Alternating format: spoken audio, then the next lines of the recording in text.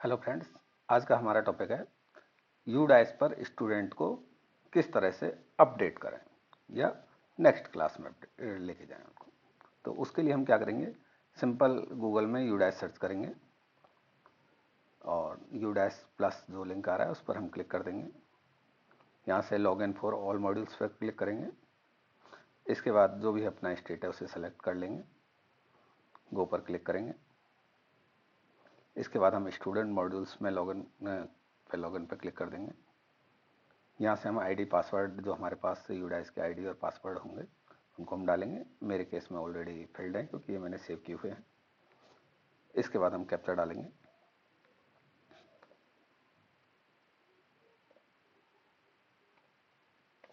Captcha डालने के बाद साइन इन पर क्लिक करेंगे।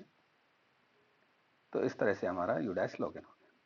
अब हम करंट एकेडमिक ईयर 2026-27 पे क्लिक करेंगे। यहाँ पर कुछ पॉपअप्स दिखाई देंगे, अभी हम उनको इग्नोर करेंगे, उन पर क्लोज पर हम क्लिक कर देंगे। यहाँ पर देखेंगे अभी हमारे पास कोई भी स्टूडेंट इसमें जीरो दिखा रहा है, कोई भी स्टूडेंट नहीं है अभी। तो इसको लिए हमें लास्ट ईयर से स्टूडेंट्स को लेकर के आना है। तो हम क्या करेंगे, लेफ्ट साइड में जो हमारे पास पैनल बना हुआ है उसमें हम सर्च करेंगे कि स्टूडेंट्स मूवमेंट एंड प्रोग्रेशन कहाँ लिखा हुआ है। स्टूडेंट मूवमेंट एंड प्रोग्रेशन, इस पर हम क्लिक करेंगे। तो इसके नीचे जो फर्स्ट आ रहा है आपका प्रोग्रेशन एक्टिविटी, इस पर हम क्लिक कर देंगे। जैसे हम इस पर क्लिक करेंगे तो यहाँ पर प्रोग्रेशन मॉड्यूल्स आ रहा है।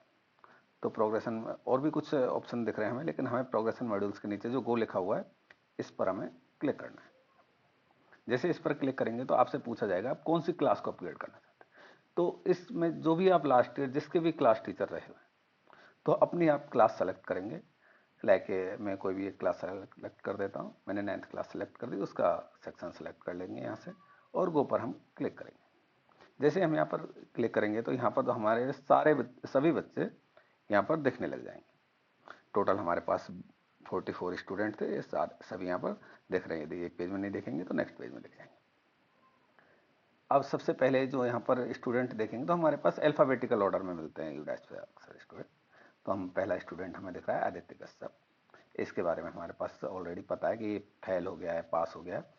तो हम उसका स्टेटस चेक करेंगे। अभी यहाँ देखो क्लास नॉट सेलेक्टेड आ रहा है। जैसे हम स्टेटस इसका सेलेक्ट करेंगे तो यहाँ से क्लास आ जाएगा इसका। जैसे मैं माना कि यहाँ पर मैं सेलेक्ट करता हूँ प्रमोटेड बाई एग्जाम, एग्जाम देके प्रमोट हो गया। जैसे मैंने इसको क्लिक किया देखो यहाँ पर 10th क्लास हो गया। और क्या क्या ऑप्शन है देख लेते हैं। इसमें हमारा नॉट प्रमोटेड और रिपीटर। यदि ये फेल हो गया बच्चा तो हम इसको करेंगे नॉट प्रमोटेड। अब देखो इस केस में क्या आ रहा है, 9th क्लास का था, अभी भी 9th में। या फिर हम करें प्रमोटेड विदाउट एग्जाम। कुछ केसेस में बिना एग्जाम के भी हम उन्हें प्रमोट कर रहे हैं तो promoted with exam without examination पर क्लिक करेंगे तो भी हम नेक्स्ट क्लास हो गई। या फिर discontinued without TC L SLC before exam, exam से पहले ये विदाउट टीसी छोड़ गया तो हम इस पर क्लिक कर देंगे और ये अभी भी 9th क्लास में रह गया।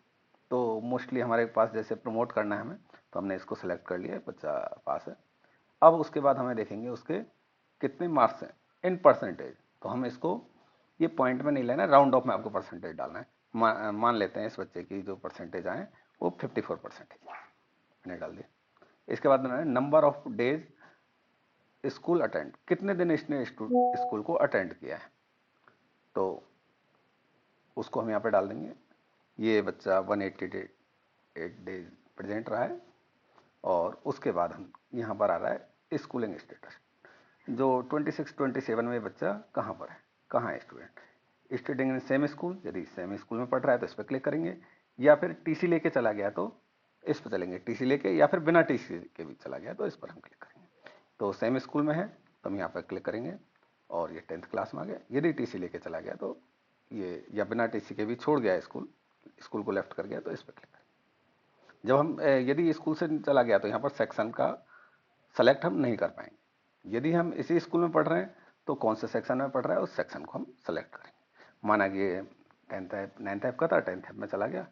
और उसके बाद हम क्या करेंगे, अपडेट जो आ रहा है लिखा हुआ इस पर हम क्लिक कर देंगे।